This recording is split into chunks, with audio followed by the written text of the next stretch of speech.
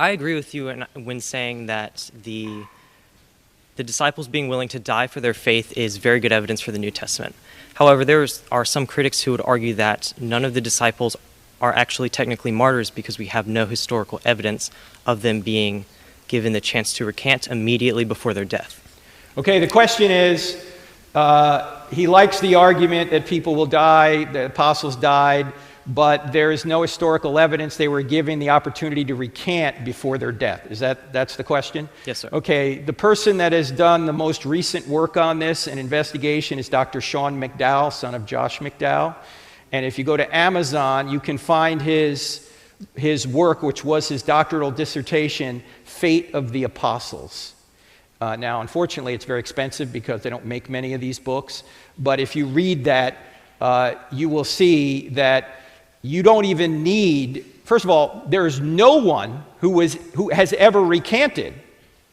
You know, you would expect if they were doing this for some other reason that at least one of them would have recanted. Do you need somebody to ask you to recant if they're about to kill you and you know for decades, that was certainly the case with Peter and Paul, or at least several years, that their physical safety was threatened by being Christians. They didn't need anybody to come up to them and say, would you recant now?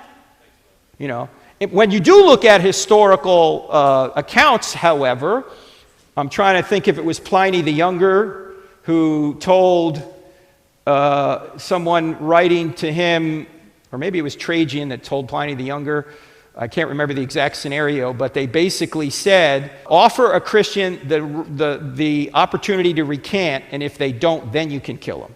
So just because we might not have exact descriptions of how they died, doesn't mean that they didn't die, because universally, particularly for the four big ones, Paul, Peter, and the two Jameses, we have very strong evidence they all died as martyrs for being Christians when they could have saved themselves by not being Christians. So why would they do that? And they were all eyewitnesses of this. Why would they do that if it didn't happen?